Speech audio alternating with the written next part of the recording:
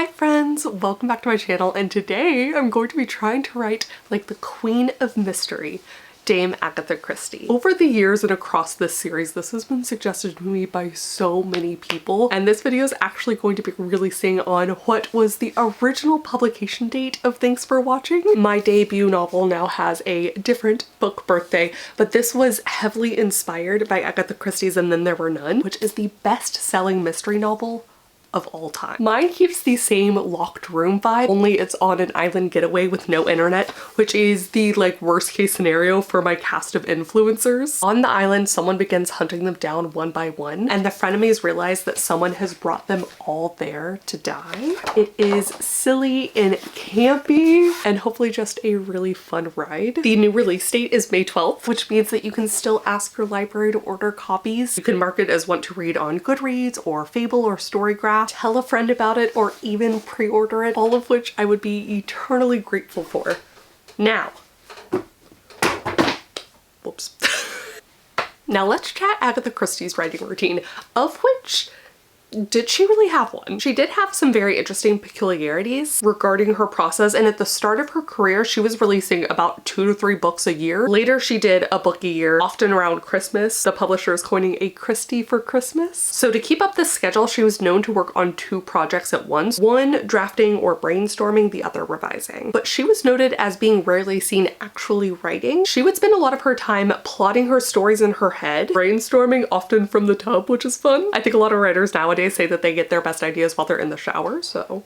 And only once she had everything realized would she actually put pen to page. It was said that a book used to take her just a couple months to write, a month to revise before it was off to the publishers. Now, her books are shorter than the mysteries that we see today. I think maybe averaging about 50,000 words. So doing all of the math and breaking it down, I need to try and draft 800 words a day and revise about 1,600 words a day. She also would often write by hand and then later transfer it to the typewriter. At one point, she did even break her wrist and would record her story in like a dictaphone for her assistants to later type up, and then she would correct what they typed. Agatha Christie's greatest inspirations were the conversations that she heard around her and the people that she observed, so I think I might challenge myself to do a bit of eavesdropping. She also loved black coffee, had apples everywhere, and at the end of a night of writing, she would often read her work aloud to her family, only like her daughter and no one else knowing what was happening, and she would use that time to gauge their reactions to the twists and how the story was unfolding so far. So I have some ideas for what my day is going to look like, but also because it isn't a set routine, it's going to remain kind of loose, sort of flexible, and I am really excited for that. I have done so many of these I Tried Writing Like videos, and there's something so fun in the like very exact, intense sort of routine, but I think Agatha Christie's process has enough different from my day-to-day that it is still going to be challenging. Finally, I do want to share some stats. Agatha Christie published 66 detective novels and 14 short story collections. She didn't like the stage adaptation of her book, The Murder of Roger Ackroyd. The Murder of Roger Ackroyd. And so that inspired her to start writing for the theater herself. She had several plays with good runs and good reviews before she adapted her radio play into The Mousetrap, which is now the world's longest running play. And when I visited London, that getting to go and see that was a real highlight for me. She also wrote several non-detective stories under a pen name, Mary Westmacott, which actually would often receive better reviews than her detective novels would. I think, you know, in a sort of discussion about genre fiction and perhaps more literary fiction. Anyways, I feel like for the purposes of this experiment, it gives me a lot of options, a lot of whips to choose from for what I want to work on for the day. Okay. Oh, that was a lot of info. To reiterate, here's what I'm going to focus on. 1,600 words revised, 800 words drafted by hand, apple snacks, dictating if my wrist gets tired, taking an eavesdropping break or 2, drinking some black coffee, and reading my work aloud to my audience of animals and seeing how they react. I will see you tomorrow. Let's do it.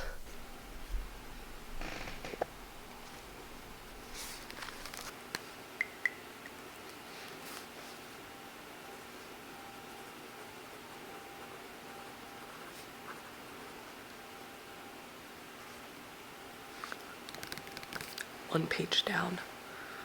Time for some coffee.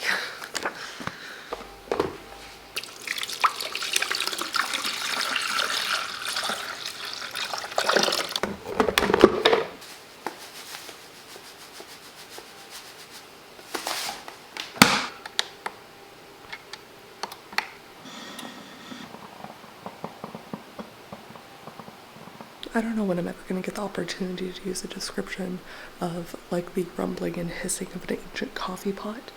This did sound ominous, except that I knew what was happening, in which case it sounded delicious. I want a vaguely mystery theme mug, but I'm realizing I actually don't have one.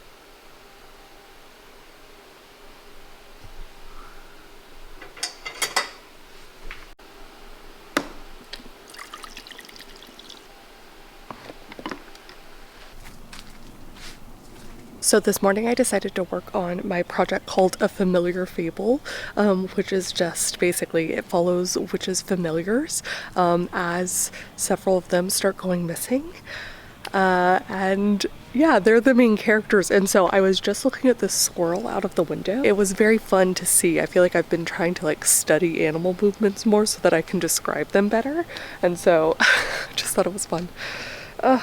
Man.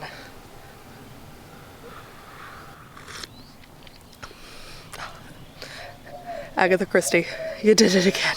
It's been a while since I had just a black coffee and I do love it. Zelda does provide exceptional study.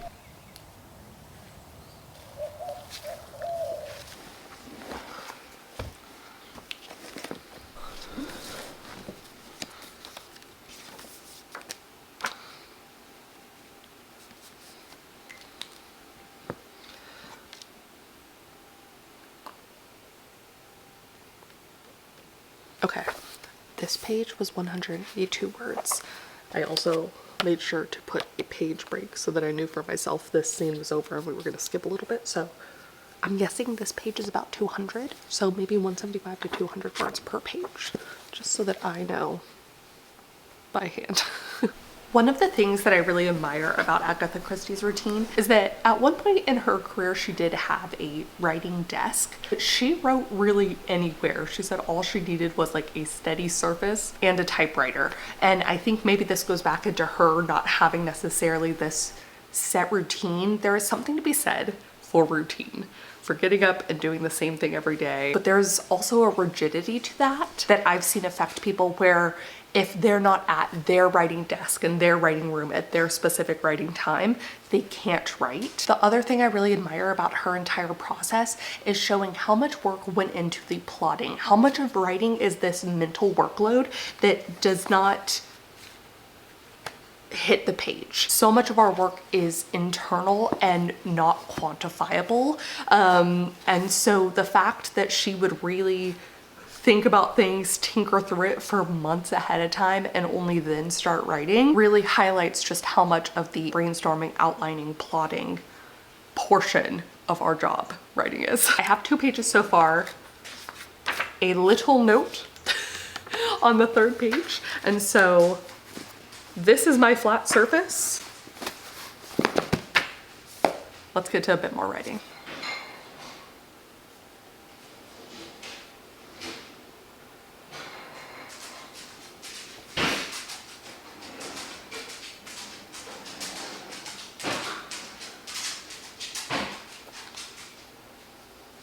So I decided to switch notebooks for my brainstorming session, in part because Agatha Christie was known for juggling all of these mini notebooks. I don't know how she did it because I will often not keep track and then ideas end up in one notebook when they were meant for another.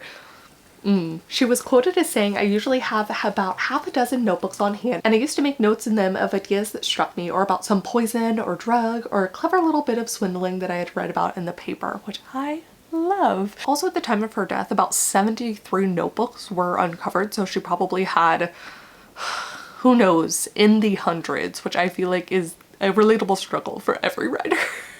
That said, my cat Samwise was intent on making sure that most of the brainstorming stayed in my head and not in the notebook. All right, so I have been shopping first for some outfits to wear for the book tour, and interestingly, I have not overheard a lot of conversations that I think I can use. However, I did see people walking a baby goat, which is something I've never seen before in this area.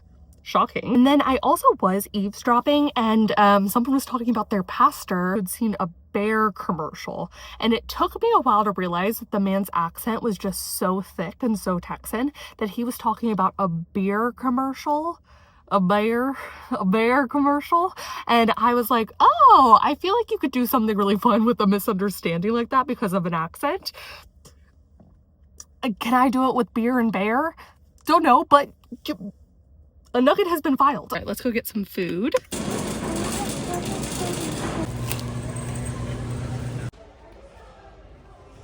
All right, it is 5:20 and I am finally on the computer for the first time today because I need to revise stuff. I thought about revising what I'd worked on drafting today, but because of the 2 projects thing, I think this is the right call. I have 1,200 words, 1,205 words, more specifically, in this project in Ellipsis. And so I'm always adding words in my drafts, so I'm thinking that by the time I'm finished for the day, I'll have about 1,600 words revised. So let's get started. I think because this is the first time I'm working on this project today, I'm feeling a renewed surge of energy, you know? I'm like, I feel like I'm almost starting over on my creativity for the day. I know that's not true as someone who has usually taps out. I tend to joke that I get stupid after 4 p.m., but I will take any extra surge that I can get.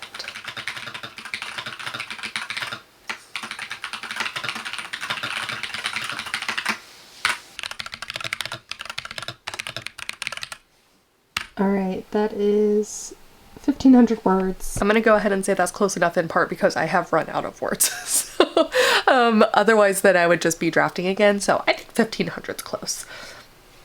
The goal was 1,600, so it's fine. I think I actually just need to finish the half a page I had left for my handwritten project, and then I will perform for the animals and read my work aloud and see if that doesn't jog anything. Because I think what could be a fun spin-off, not necessarily of Agatha Christie's own method, but that I've been thinking about. As someone who often does not edit as I write a project, I do think it could be interesting if I keep this handwritten project up, then the same day typing up the notes acts as an edit. So we'll see. I'm finding that the handwritten portion is actually coming very easy to me. I don't know if it's the specific project or having more practice handwriting things, but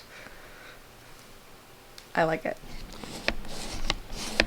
Okay, what about if we finally watch the 7 Dials, since I'm doing the Agatha Christie, and then we could... Sure.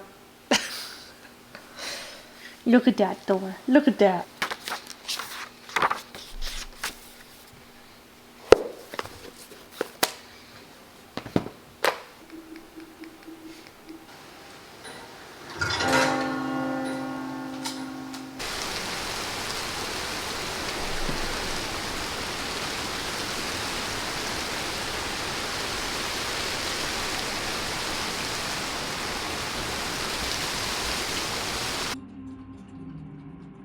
Did you 2 do that? All right, I watched all 3 episodes. I would say it was fine. Apparently there was a lot changed. I haven't read that book, so now I'm going to. But I have a performance to do. Are you going to be my captive audience, Vin? Yeah? You? I'm you. All right, she's ready for story time.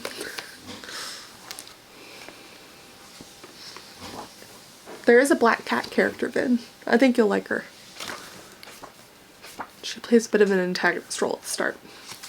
Alright.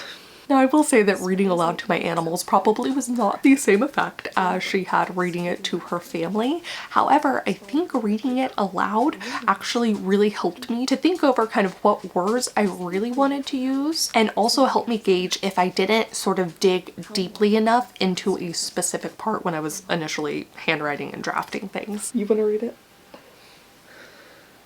Yeah.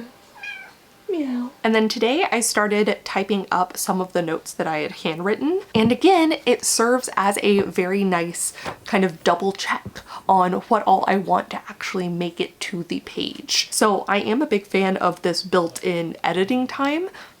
I think this is something I'm going to have to take and attempt again. For my overall thoughts on Agatha Christie's routine, I did this on a Saturday and it was kind of a perfect Saturday. I never felt stressed or worried that I wasn't doing enough, and I also still felt very connected to my story even as I was kind of walking around, perhaps because I was thinking about the brainstorming, I was thinking about the drafting. When I went to revise my project and work on an entirely new project, that was really nice too.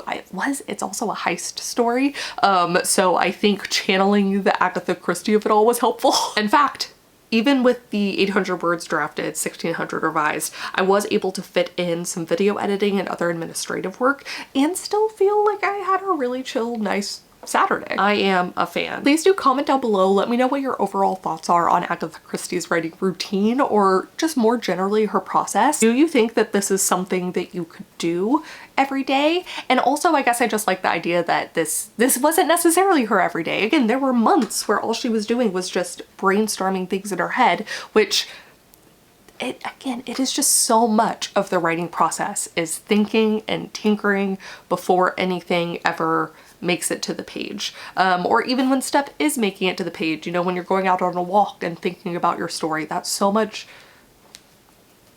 brain power time that is just hard to account for, but is so necessary. Also, should we be making books shorter again? I quite like a short, quick little Agatha Christie. And I do think I'm gonna have to start adding that into a Christmas tradition, is a Christie for Christmas. Please let me know which Agatha Christie novels you have read. Off the top of my head, I know I've read Obviously and Then There Were None, Murder on the Orient Express, the ABC Murders, Halloween Party, Death on the Nile, and a couple others. I am realizing I need to read The Murder of Roger Ackroyd because I simply can never say it. I don't know what's happening. But that is going to be it for me. Thank you guys so much for watching. Happy early book birthday to Thanks for Watching. And please send me all of the good vibes on this upcoming book tour. I am anxious, but I am also very excited. Yes. All right. I will see you guys very soon at the next one. Bye, friends.